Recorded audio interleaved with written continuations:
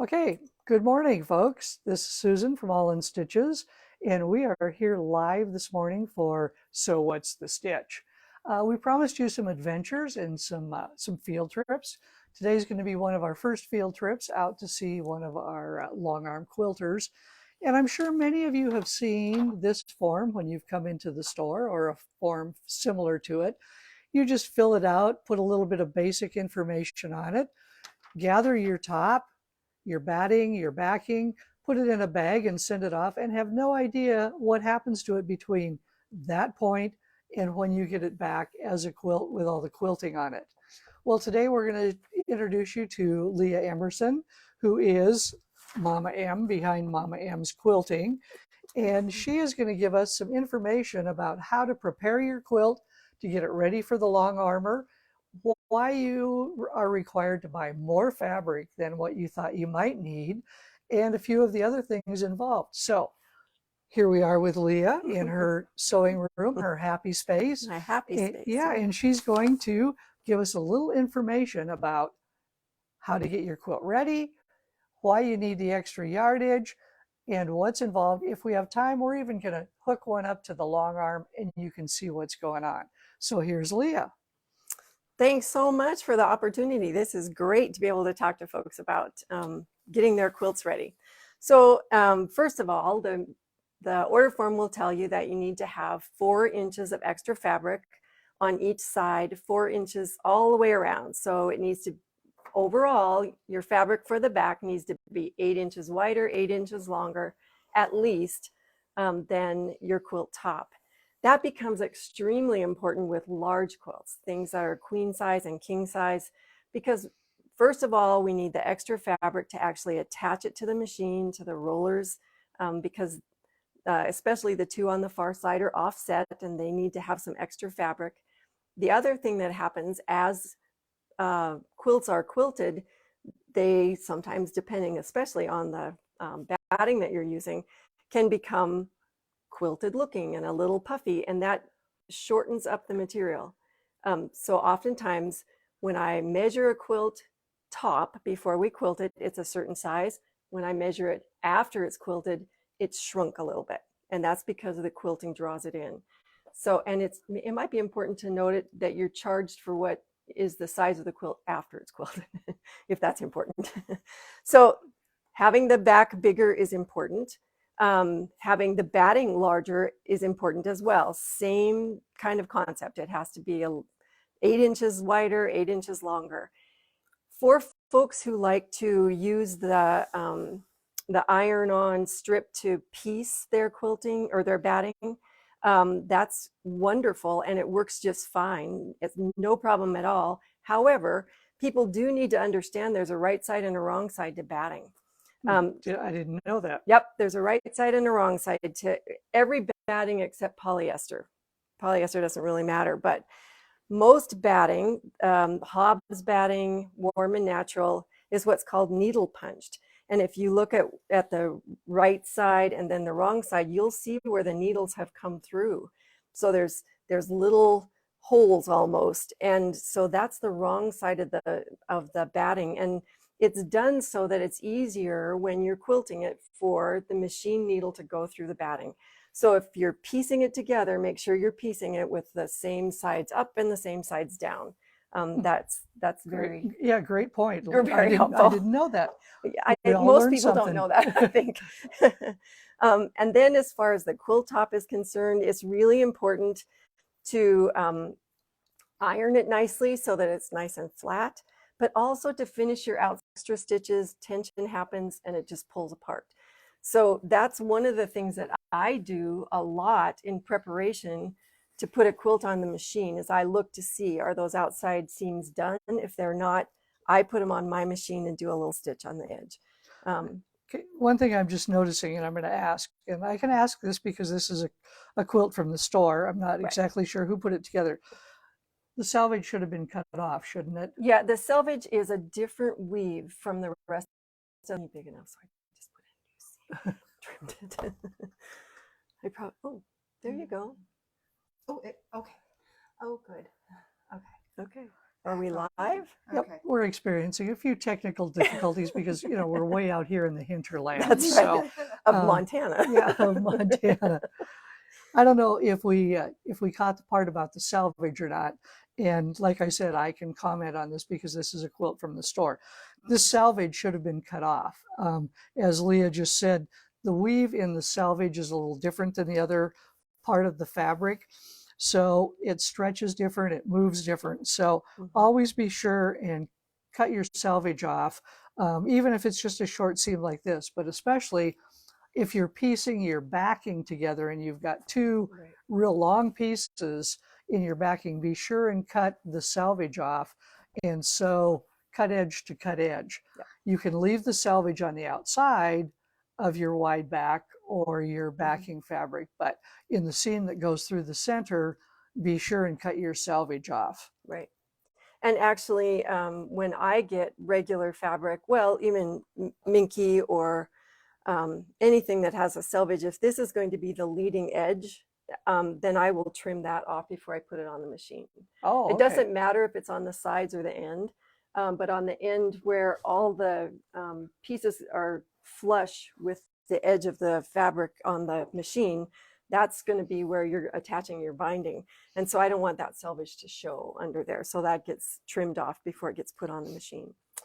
The alternative to back stitching your little seams, and this works really well if there's a lot of little seams around the edge, is simply to put a 1/4 inch stitch around the edge, because that holds those seams together. So either of those methods works fine to just keep the quilts from coming apart. Well, and that's good for me to know because I tell people that back stitching isn't important. yeah. So I'm just going to have to change some of my rules. Yeah, and it may not be, I mean, in the center of the quilt you're But sewing yeah. across those seams, and so that secures it, but at the edge, Okay. they're in danger of coming apart. So, yeah. yeah. And I've seen that happen. So Yeah, exactly. Let's see, what else about quilting? There's a number of ways that the design can be applied. So pantographs are one way that people can choose a design that they like that goes with their quilt or whatever. And so every quilter has samples of their pantographs at the store that you can look at. And then there's freehand quilting, which is just, it can be loops, it can be coils, it can be just wandering stitch. And sometimes any one of those might be appropriate for someone's quilt, depending on what they like, how dense they like it to be, if there's a special theme for them. So you can always talk to your quilter and find out, what's available to you and see what they're capable of offering. Well, and you just mentioned something. What you mentioned, how dense they want it. Yeah. I've had some people come in and say, well, I don't know if I want to send it to a quilter because it just ends up too stiff and too dense. Well, you can pick a pantograph or you can pick a stippling pattern or free motion, whatever, that's not as dense. And you can specify that to your quilter. Yes. Pantographs can't necessarily be changed and enlarged. They kind of come in one size and one design. But with stippling or free motion, if you don't want a lot of little stitches all the way around it, say, I want it loose. I don't want a real dense design on it. So that's a choice that you can make. Another choice that people have a hard time with sometimes is, what color do I want it quilted in? Right. And Leah can also talk to you a little bit about how it can be difficult sometimes to have one color on the top and another color on the bottom, and some of the things involved with that. Correct. So the difficulty usually comes when there's a large amount of difference in the shade of the colors. So for instance, if somebody wants white on the top and black on the bottom, or a light color on the top and a dark color on the bottom, it's almost impossible to get the tension so perfect that where those stitches come together is buried in the middle. So oftentimes then there will just be a tiny dot of the color either showing on the top or the bottom.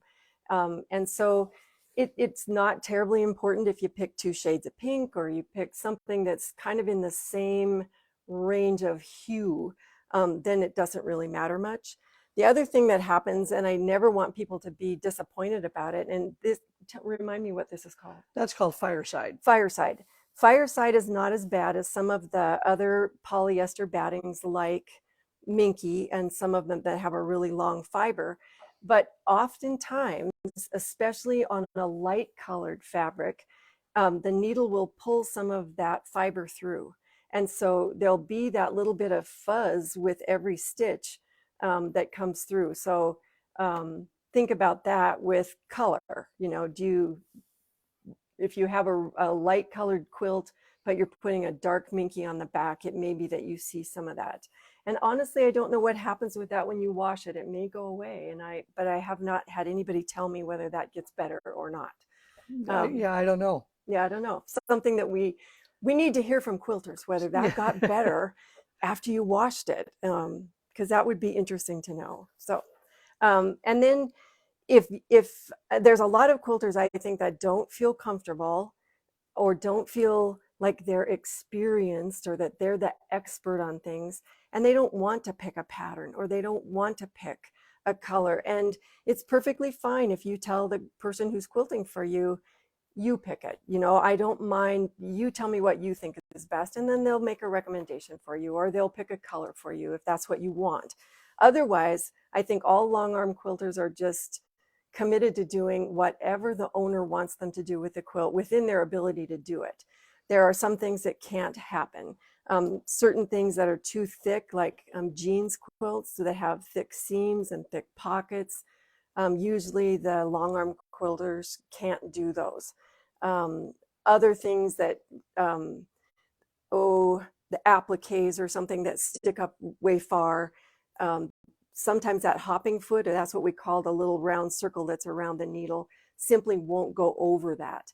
And so in those instances, we usually recommend that we do a freehand so that we can watch and go around the things that needed to be avoided. So pantographs don't work well for that kind of quilt. What other questions do you get from your? I guess mostly it's related to why do they need the extra fabric, and Yeah. you know, what do I need to do to put it together, which you covered. I mean, you want your top iron, Yes. you want your backing pressed, Yes. and Leah will repress them because lots of times they've sat in a bag for a little bit, but she would like them to come to her, and she's speaking for most all quilters. They want them in good condition. Try and have them as square as possible. When she puts it on the frame, if it's not square, she's got to wonk it around and can end up with, maybe you thought your backing was the 4 inches bigger all the way, but if it's not square, to make it square, she may lose a couple inches on one side. Yeah. So squaring up your quilt as you go along is important, and just have it in good condition. Right. That's, I think, probably the most important things. I think so too. And then I know on my order form, and I think on many others, there's an area to say, do you want the quilter to trim your quilt? The advantage that we have sometimes is, for instance, I have this big table, so it's easy to lay it out and smooth it out and actually trim the edges, so when you get it back, it's ready for you to put the binding on. But if that's not what somebody wants, or if they would like to have a self-binding and they want enough left all around the edge, that can be noted on the order form. When I do trim a quilt, sorry, I'm gonna step out of the picture for a second. Use a triangle to make sure that the corner's square for you when you get it back. And sometimes that means you're cutting off just a tiny little bit. But having a square corner when you put the binding on is really, really important, and it enhances the look and just the overall loveliness of your quilt that you have square corners. So I think that's important too. So yeah, it is. And if you don't start with a square corner, it's hard to end up with a square corner.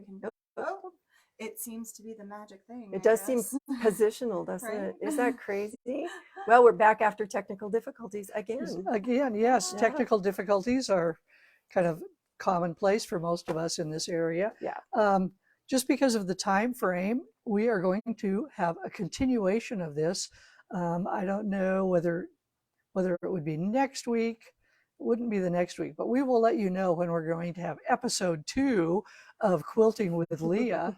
And at that point, she's going to show us how you actually attach the quilt to this Yeah. mechanism over here. This is for those of you that don't know, this is what's called a long arm machine, and this has a 12 foot. 12-foot bed, so she can do king size quilts up to what, 100 The last one, the biggest one that I did recently is about 110 inches wide. 110 inches wide. Yeah. By the length doesn't matter because she can just kind of keep rolling. The length matters a little bit if it has a really bulky backing, like because it rolls Rolls up onto on this, this. and after a while it gets It's- so big that the machine can't get back far enough to follow the pantograph. Okay.